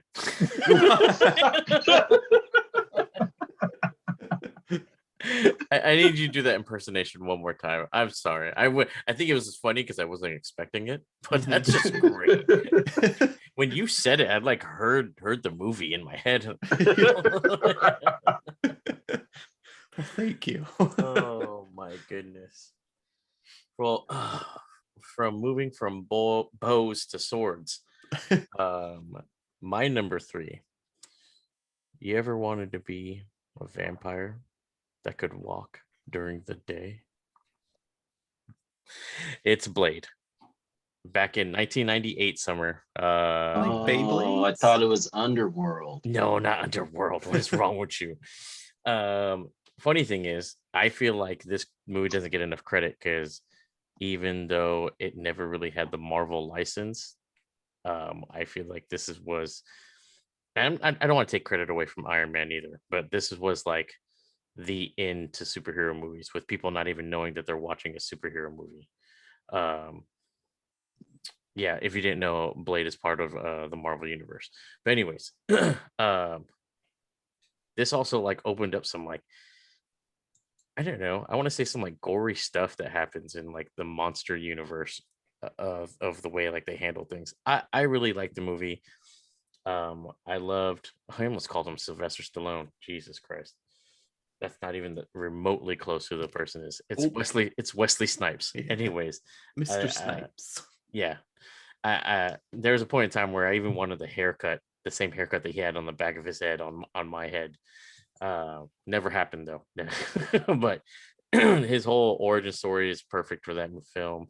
You know, maybe I was also fascinated with the fact that like when you're told as a kid like vampires can't walk, you know, during the day, and then all of a sudden there's this one vampire that can, and he does all this crazy stuff, and he's trying to keep the vampires in check from eating too many humans. But I don't know, Blade for me was a really good movie.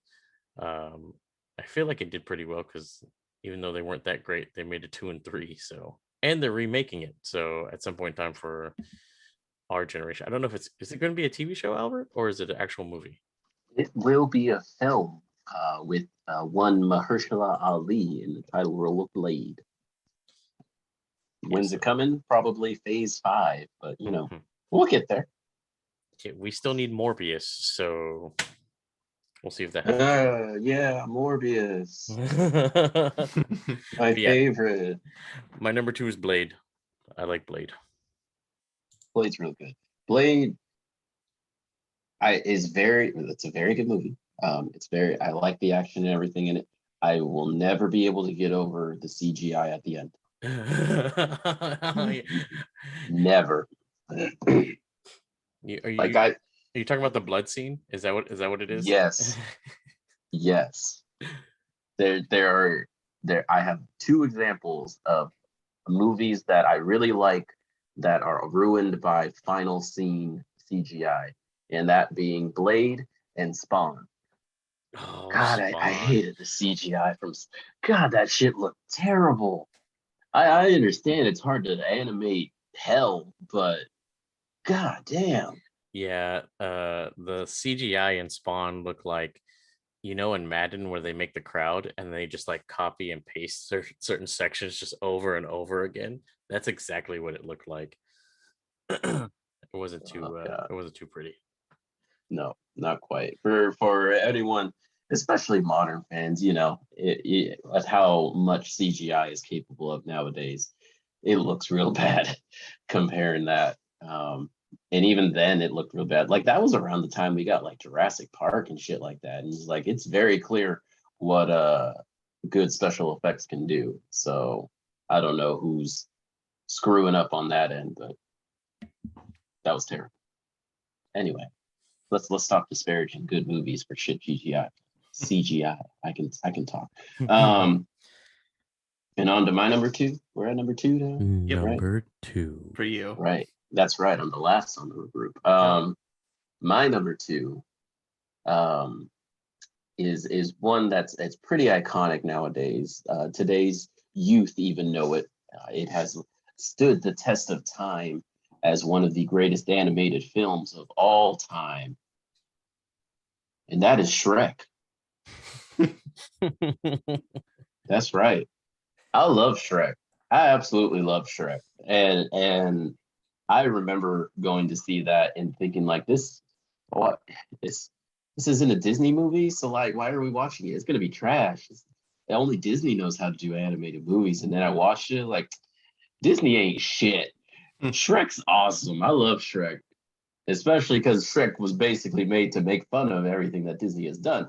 But no, it was hilarious. I loved it. I loved its touches into adult humor while still technically being a kid's movie. It was all just great stuff. And as you can tell, it will continue to live on through the generations because even today's kids continue to talk about Shrek in weirder and weirder ways, but they continue to talk about him, and it's great. Ogres are like onions. We have layers. Now say it, it's just my bow. It's just my bow.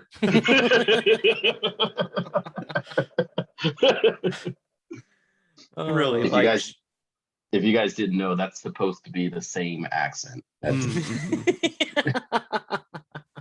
No. No, Shrek's a good choice. I like Shrek. I think between Michael Myers and Eddie Murphy, they did really well on that TV show. That movie. Yeah. TV show. I know. I didn't get to see it in the movies. It was a rental that my parents did, and my dad doesn't laugh a lot at a lot of stuff, but that film had him laughing so much. And so like as a younger version, I was just like, wow, he really likes this film. And so there was a lot of adult jokes I didn't understand, but yeah, it's really funny. I really like the film, and it has aged really well. It still holds up. So it has. And I love that it really launched DreamWorks from there. Yeah. And that we got some very good movies since then. Shout out How to Train Your Dragon. Ooh, wonderful movies. Ooh, so good. By the way, best line in Shrek is not the gumdrop buttons. Anything but the buttons. Do you know the Muffin Man? The Muffin Man with a Muffin Man. Oh God. I like the Lord Farquaad line where it's like, some of you may die, but it is a sacrifice I am willing to make. And everyone's applauding him and such. It's just so dumb. Oh, should use that so line good. in Call of Duty more often. Good times. I love it. Mm-hmm. So Well, time for the number one. Number one. I think I'm getting better at that, you guys. Yeah. Oh, so good. This film's about 21, 22 years old, so I'm going to take it back. But saw this when I was a kid with my brother, and I think my mom took us, but it would be Pokemon the movie 2000. Yeah, that was a really great film. It's Pokemon. It was at the height of popularity. They had their Pokemon the first movie before that, and then they were able to release Pokemon 2000. And I don't know. Just a great film. It's Pokemon. What more could you say? So, yep, that was my number one. I'm confused real quick. Wait, is Pokemon the movie 2000? Was that the first Pokemon movie? No, Or- Pokemon the first movie, Mewtwo Strikes Back, was That's what it is. that's the first film, and then Pokemon the movie 2000 came out, and then Well, that was I'm number going to 2. tailor this one, and I feel like I don't think I've ever seen this movie. Oh, What? this is new. This I is don't know. awkward for me. Yeah, I don't know why this is not like registering, but I feel like I've never watched Pokemon the movie 2000. That's the one with Lugia. Mm-hmm. Yeah, I don't And think Zapdos so. and Moltres and Articuno. Yeah, like they all three come together, right? But I Yeah. don't The birds, yeah. Yeah. I don't remember watching this movie. And you I get to hear remember- the magical flute. I remember people talking about it, but I just don't remember watching this movie. Hmm. Hmm. Hmm. Hmm. Hmm. Okay. Guess we got to put it on the Catchapalooza. Yeah. The Watchapalooza. There we go. You were too busy watching Digimon the movie. I understand. That's okay. That is a wonderful film, by the way. Absolutely amazing. Anyways, Sorry. so Shout out. off to my number one. You ever watch a movie where it actually, by the end of the movie, it had changed your opinion about, I don't want to say the people, but the character of the movie?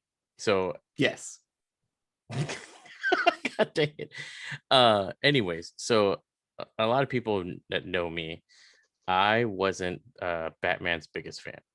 For the long time, yeah, I thought, I don't know, I just thought he was overrated. I'm like, if he didn't have any money, he wouldn't have any superpowers. Like, what kind of crap is this? And then even watching the first movie with Christian Bale, I was like, all right, well, I mean, this is okay, but like for me, it just didn't, I don't know, it didn't register. And then The Dark Knight comes along. And I remember debating on whether I should watch this in theaters or not, but I think I was convinced when, as most people know, Heath Ledger had passed away, and they're like, hey, you should probably go watch this movie. It's his last. It's really good. We should go see it in theaters. After watching that movie and leaving the theater, I had much more appreciation, not just for Christian Bale and Heath Ledger as actors, but for the character of Batman. Trying to understand, and remember, this is just one part of Batman or whatever, but like after that, I kind of like seeked out selective comics of his, and I don't know, it changed me to where, like I said, it's my number one. By the way, it came out in 2008. If anybody wanted to know, summer of 2008. But the movie was great. It was amazing. It's probably the closest movie, because obviously, my top three are Goofy Movie, Gladiator, and The Warriors. But if I did have a 4 or 5, it probably could crack that. I really enjoyed that movie. You son of a bitch. First, you talk shit about Batman. And then after talking shit about Batman, you're like, but my number one movie is The Dark Knight. Like you didn't know that was going to be my number one movie? I'm sorry. That's why I almost wanted to wait till you did yours, because I kind of knew. It had to be. It had to be. What was I going to put it behind Shrek?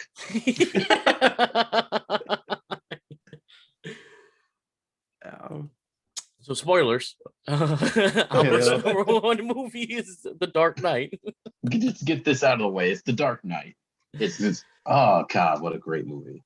I remember going to see that. It was before I got too tainted to where I was like, the Joker needs to look like a certain way, but I still loved the Joker at the time, so I was excited because like the Joker on a movie screen. I wasn't quite alive when Tim Burton did it, so this was my first like live action Joker that I got to see in theaters, I should say, because I definitely watched Batman the original, like obviously, and seeing that was just amazing.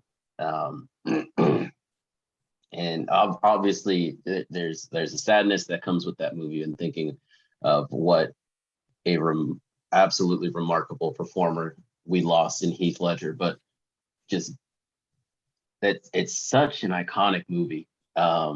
And even if you're not a superhero, I mean, David's talking shit about Batman, but even going further, if you're not even like in any way a superhero movie, this feels like the one that will change your mind. This feels like the ones, like, you can hate superhero movies, you can despise them, you can say that they are absolute trash, whatever you want to say. The Dark Knight is the one exception, because it is just a tremendous movie through and through, one that I could watch over and over again. And it's just fantastic. I'll say something controversial. You haven't watched it. All right. No, I have seen The Dark Knight. It is not my cup of tea. I do understand it is a masterpiece in its own right for what they did for the film. I could set that here and say that that's fine. But when it starts getting super political and muddy and makes my feelings feel like, oh, I don't feel good about this at all. Like, it did a really good job for what it needed to do, but it's not like it's same for like The Watchmen and stuff. I have like a really hard time with like when it starts getting pretty political and such. I'm being very shallow here, so, but I do respect each film's like The Watchmen and the Dark Knight, because like Heath Ledger put on an amazing performance as the Joker, being super crazy, very unpredictable. I got like scared multiple times, like, oh, is he gonna really cut this person's face off with a knife and give him a smile? Like, you don't know. And then really stretching like Batman's limits to how far he's willing to go to keep people safe. Like, I just want my happy-go-lucky rainbows and unicorns. But anyways, that is my controversial statement. Really great film though. So yeah. For that reason, I think is the reason why I love this movie. Mhm. Going on to the other side, for them to show something so crazy of like the real ins and outs of what superheroes have to deal with. I know superheroes, like, it's a fake whatever, but like if they were real, like the logic of like, hey, if I go crazy enough, am I actually the villain now? I don't know. The for me, the story was tantalizing to the fact that you're looking at Batman at a different perspective. You're not looking at him as, like you said, the rainbow go lucky superhero. There's a reason why The Dark Knight is the name of the movie, and it doesn't hit you until the very end. A knight, someone who represents protection, a staple in your army or whatever, whatnot. But he's the Dark Knight because you know what? He's got to do some gritty stuff to in the backgrounds for you to the world for them to understand and come together. I don't know. I just thought the storyline in that movie was great. The acting in that movie was great. It changed my opinion on Batman, the lore, period. It made me seek out, or made the other Batman movie, the one with what is that called? The one with Bane? The Dark Knight Rises. The Dark Knight Rises. There we go. It made that movie make me appreciate that, because I even started appreciating Bane as a character as well. Like, I was upset when you first watch him in the cartoons and he's just some Mexican luchador that got pumped up with poison ivy's juices or whatever. But I don't know. The movie is just, maybe we need to give this another shot, Taylor, because I feel like you're missing something here. I know Albert's the Batman person, but the movie's just so fucking good. Like, I don't know. Help me out, Albert. If I'm being honest, I don't think that the problem is that he isn't catching on. I think the problem is that he is, and that's what he doesn't like. Yeah, it makes me feel things I don't want to feel. It's too real, man. Yeah. And to be honest, as I think back on it, it's like one of the first ones that does that. Even Yeah. though you had like X-Men come out that kind of touched a bit more on like more real issues, nothing really delved as deep into like the moral dilemmas and questions about being a superhero than The Dark Knight did when it came out. Exactly. And so, which is weird to think about because like 4 years before that, The Punisher came out, and you think that would be the one to question what it means to be a hero. Because that's like literally his whole shit. But no, this one, that's why this one is so like well regarded, is because it took superheroes, which there had been a lot of superhero movies before this. You had your Spider-Mans, your X-Men, your old Batmans were super like, they got pretty ridiculous after a while, Like Arnold they were all Schwarzenegger. exactly. So there was a lot of like lighter hearted superhero stuff. You go all the way back to like the original Superman. That shit was super lighthearted, all about happiness and joy. Yeah. And then you come up to the Dark Knight and things get really serious, and they get why so serious? Oh, yeah. That's what Taylor's asking the whole movie. Family. That's honestly why I really like it, is because it delved into some real questions and some real issues that goes beyond just like what superheroes are so cut and dry of who's good and who's bad. And I feel like it's really changed how superheroes are viewed nowadays, because then you get more complicated villains out of it, in the likes of like Loki and Killmonger and going into the Marvel areas, and then even more complicated heroes, in that it's not as simple as you put on a superhero suit and you're a good guy now. There's more questions that go along with that. What does it mean to be a true hero? And that's a question that was like really first brought up and really like delved into in this movie. And that's why I really like it. Yeah.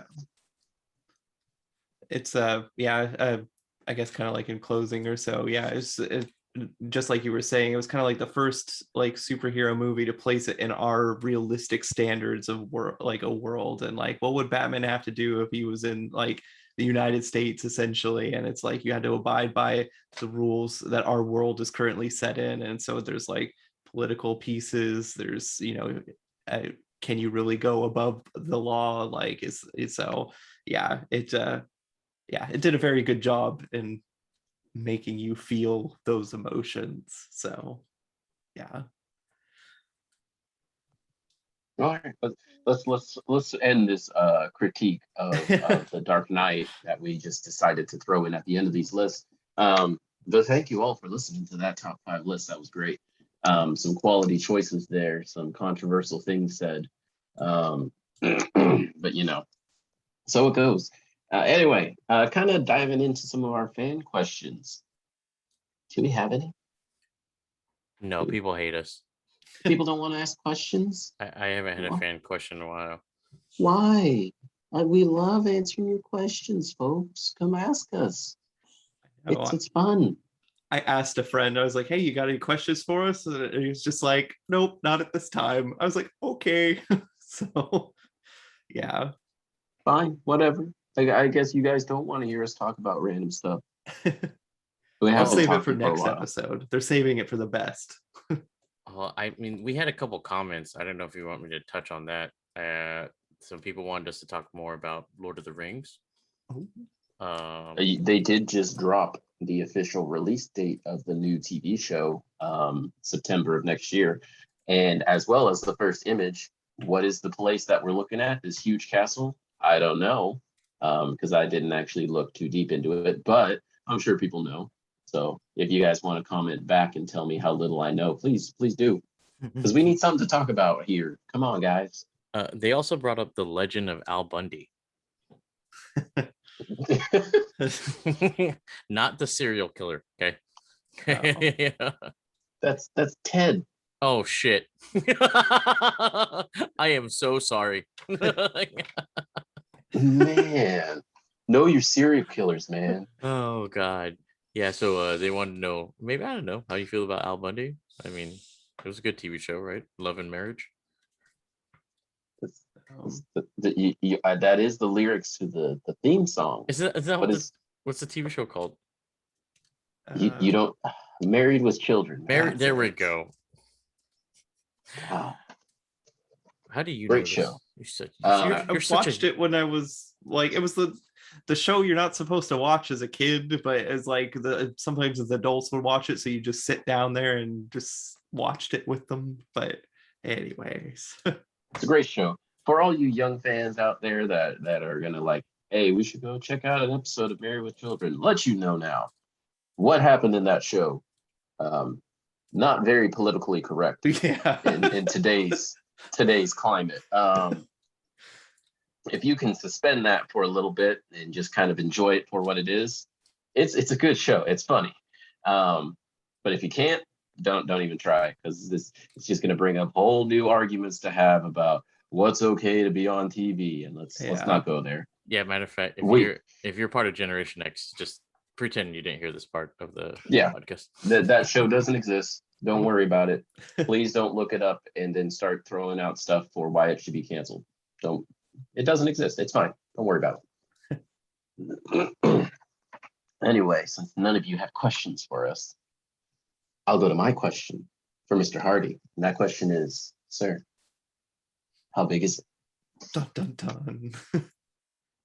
So, we've been talking about our wonderful summer blockbusters, which, wonderful stuff. And so blockbusters, at least they should be known for their large box office intakes. David, Waterworld. Hey, that was a good movie. That was a great movie. And it made like nothing. That's the people's fault. Okay. It was, if I looked it up right, it had 170 something million dollars to make the movie. It made back 88. Underrated box office movie. Underrated.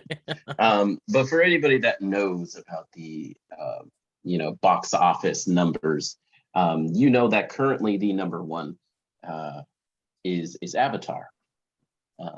Avengers Endgame was up there for a little bit because it got re-released and got all this extra money, and then Disney was like, nah, we kind of want Avatar to be up there, so they really released Avatar, and now it's back up at number one at a good old 2.8 let me make sure I'm reading that right, $1 billion made worldwide in its multiple releases.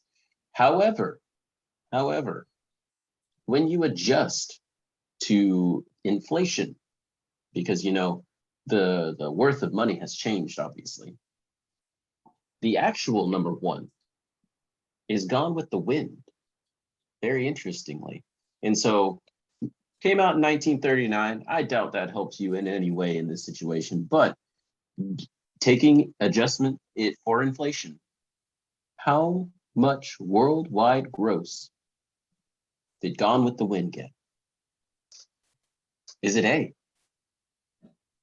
$3.7 billion, B, $3.2 billion, C, $3.0 billion, or D, $3.9 billion? Probably have to go with C with 3.0 million or billion dollars. No. Okay. That is incorrect, sir. 3.0 billion goes to the original Star Wars, in case you're wondering. 3.2 goes to Avatar with adjusted inflation, and 3.9 has never happened. Maybe we'll get there one day, but 3.7 is the correct answer for the adjusted inflation worldwide gross of Gone with the Wind. Also, Gone with the Wind, easily canceled movie. Like, come on, slavery it's all bad. It's in the middle of a civil war. Anyway, yeah, it's a very interesting fact. A lot of money for Gone with the Wind. I know it's like a historic movie and everything, but how did it make that much money? Yeah. Crazy times. I've never seen the movie. Yeah, that's fine. I wouldn't expect either of you to watch a movie from 1939. That's expecting way too much. But yeah, that is our question. Mr. David, have you tallied up where we're at? We're a little bit past the halfway mark on the year, and I'm sure folks are wondering. So currently, after tally marking some of them, because for some reason the first 3 episodes are a blank to me. um no, I have not. So we'll figure it out next. God We'll figure it dang out it. next episode. Or maybe you'll find Look out at if you that. subscribe to our Patreon. Oh, maybe on our Patreon we've got a running tally so that you guys always know what's going on. Yeah, Teasing a little bit there. we'll work on. Totally what's happening. Well, it's already in the works. Well, this brings us to the end of our wonderful show, and we we've always got to plug in our wonderful stuff that we've got going on. Obviously, we've got some plans and ideas that we always have brewing for you guys, because I'm sure you wonderful fans don't want to just hear us talk about the same stuff over and over again. So we gotta change it up. We gotta come up with some new stuff, and that's what we're working on. So be sure to tune in the future. If you want updates on what's going on with us and all of our wonderful things, come check out our Facebook page, Tripolar Opinion Podcast. You can come check out we're gonna get an Instagram soon, probably. Yeah, we got a social media person working on that. We got our Twitter page that we never use, but we should totally start using. So that's why our main thing is go to our Facebook page. That's where we actually do a lot of stuff. And if not that, then check out our Twitch. Mr. Hardy and Mr. Maggart, they both have a Twitch channel. I don't, because I just play with them. Makes it a lot easier to deal with. So check them out. Mr. Kenshin Ryu, it's Mr. Hardy. Hello. And Diabetic Coma is Mr. Maggart. Most mediocre game player ever. It's really mediocre. So just so that you are aware, there is no one more mediocre than Diabetic Coma. So yeah, that's that's kind of our social media plug-in there. Also, obviously, we have our Patreon. Come check that out if you have the chance. We got some exclusive content for you guys, and we keep coming up with new exclusive content for our wonderful fans that join on there, just as appreciation, because we don't want this isn't our goal isn't to make money off of this. Our goal is to have a good time and hopefully give you guys some quality content. But if we could come up with a little extra cash so that we can come up with some really interesting new content, we'd appreciate it. And that's what that Patreon's there for. If you can support us in creating this great stuff, we would really appreciate that. Shout outs. What you got, sir? Real quick, I think one shout out we should do is we had a birthday just passed. Yep, that's Josh the sound guy. His birthday just passed. Woo woo. Hey, happy birthday, Nice. Josh. Happy birthday, Josh. We're gonna get you another diet soda. An extra You're one. welcome. Oh, he's upgraded. Coke Zero now. He's for the Oh. zero sugar. But yeah, after that birthday shout out, I have something that's kind of close to home for me. One of my good friends, Kurt Carr Jr., recently had an incident that happened in his house. It was kind of all over the Sacramento news for a bit the last few days, but basically he had a kitchen fire which burnt down most of his I would say most of his house. And on top of that, he also suffered second and third degree burns. Right now, there is a GoFundMe page to help him out with medical expenses and possibly stuff to replace things in his house or get his house back up. I just wanted to plug that in. If you go on GoFundMe, it's under fundraiser for Kurt. It's doing quite well, but I donations wise for him, he may have it covered, but still, just in case, because he's still out of work. He's still in the hospital as we speak right now. I've been texting him back and forth, trying to raise his spirits. That's something that losing your house is not a good thing. Because even after all this, after he's fully healed, like, where's he gonna go? Rome wasn't built in a day, and definitely his house is not just going to be automatically fixed. So if you can. If you can't, we totally understand. There's also a share button on that GoFundMe if you'd like to share that to any of the people that you're following or if people are following you. But yeah, go to the GoFundMe. It's called Fundraiser for Kurt. Yeah, if you guys could help, we really appreciate it. We're We'll wishing also you all post the it on- best. Yeah, absolutely. Obviously a speedy recovery, and hopefully everything does work out. I know things are going to be tough for a little while, but we're here to help. And we'll the GoFundMe we'll post on our Facebook too, so that you can just go to on right. I'll go onto our page, go check that out as well. It's a tough situation, but we got to support him. And, he is a good guy. He's a real he's it's a fortunate situation that's happened to him, but hopefully we can help him out as best we can. Yeah. Yeah. Like I said, get well, Kurt. We're here for you. Yeah. Get well, Kurt. Any other shout outs you guys got? Mr. Hardy? I've got no one nothing. special? Nope. No special someone that you want to shout out there? Nope. Not this time. Does Daryl not listen? So you never shout? No shout outs? She's listened to one episode and then that was it. So until she listens to all the podcast episodes, then she could get a shout out. Wow. Hopefully she doesn't spill upon this one where she's like, what the hell? So real quick, I just want to shout out my Twitch channel, even though I know we talked about it already, but this weekend I am doing an event for my late father. I do this every year around his birthday. It's the board game Bulldog.